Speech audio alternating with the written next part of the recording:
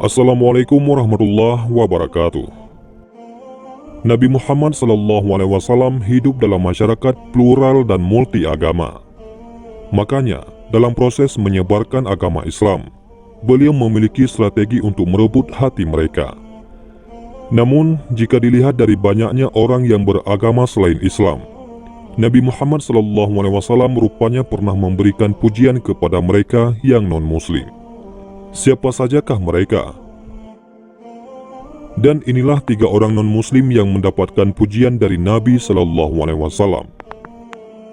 Pertama, seorang kafir Quraisy bernama Mut'im ibnu Adi. Saat itu adalah saat yang sangat menyedihkan dalam hidup Nabi. Nabi kembali dari Taif, dipermalukan dan dilukai oleh umatnya. Pamannya Abu Talib baru saja meninggal dunia. Beliau juga sama sekali tanpa perlindungan di Makkah. Padahal orang-orang di sana berkeliaran dengan pedang, siap untuk menusuk beliau. Mendatangi Makkah dalam situasi seperti itu sama saja bunuh diri. Nabi kemudian mengirim utusan ke bangsawan Makkah.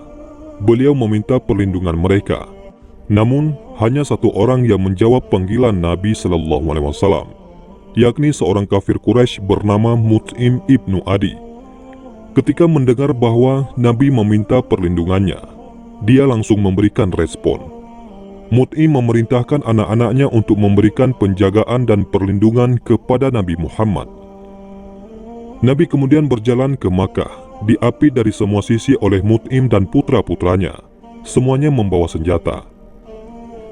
Mereka langsung pergi ke Makkah dan Mut'im berseru dari atas bukitnya, "Wahai orang Quraisy, saya telah memberikan perlindungan saya kepada Muhammad. Jadi janganlah ada di antara kalian yang bergerak untuk menyakitinya," ujar Mut'im. Nabi Muhammad SAW sholat 2 rakaat dan kemudian Mut'im dan anak-anaknya mengantarnya ke rumahnya. Bertahun-tahun kemudian, setelah pertempuran Badar, kaum muslim yang menang telah menangkap banyak tawanan perang dari kaum Quraisy. Mengingat Mut'im, Nabi SAW bersabda, "Jika Mut'im masih hidup dan menjadi perantara dengan saya untuk orang-orang kotor ini, saya pasti akan memaafkan mereka demi dia."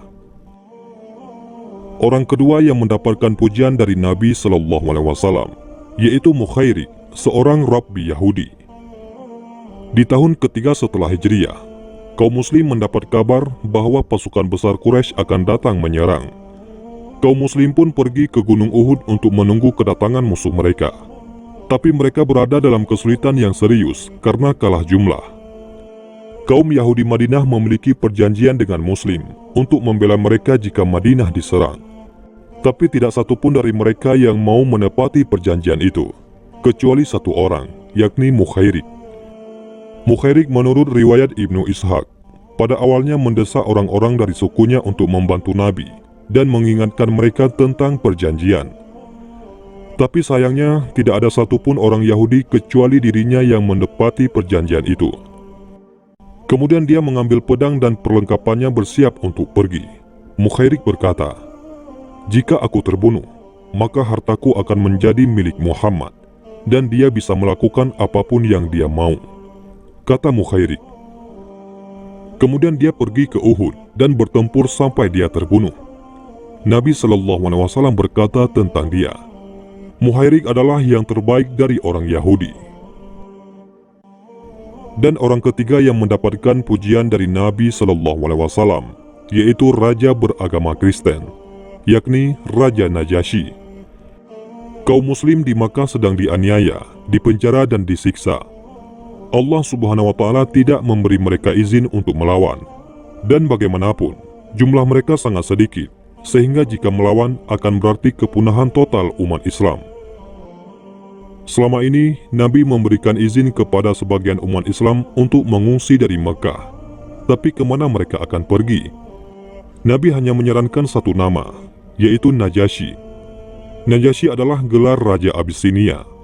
Nama aslinya adalah Asamah.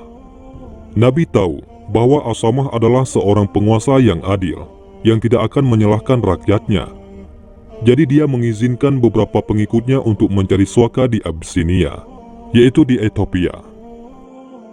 Setelah beberapa muslim mengungsi di Abyssinia, Kemudian kelompok yang lebih besar terdiri dari 83 pria dan 19 wanita bermigrasi ke Abyssinia untuk mencari suaka. Raja menyambut mereka semua dengan tangan terbuka.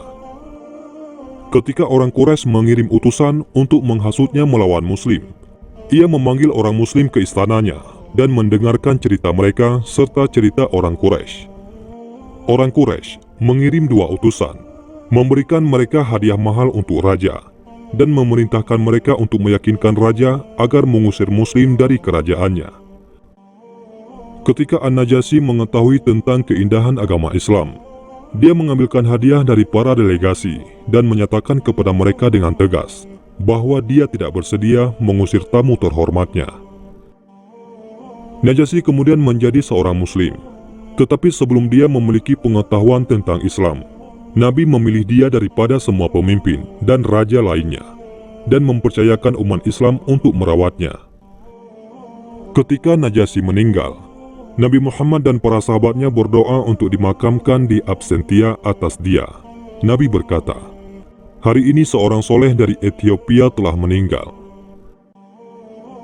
Setelah mengetahui cerita Nabi dengan 3 orang non-muslim ini, maka jawaban ketika ditanya mengenai sikap kepada non-muslim adalah menganggapnya sebagai seorang manusia yang sama diciptakan oleh Allah.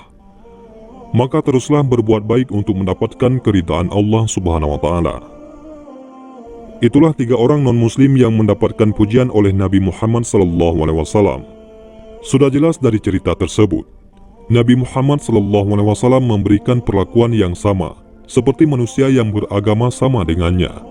Artinya, Nabi Muhammad SAW tidak akan memberikan pandangan berbeda kepada mereka yang bukan beragama Islam. Itulah salah satu strategi Nabi dalam berdakwah untuk menyebarkan agama Allah Subhanahu wa Ta'ala di muka bumi ini. Wallahu a'lam bishawab. Mudah-mudahan ini semua bermanfaat. Assalamualaikum warahmatullahi wabarakatuh.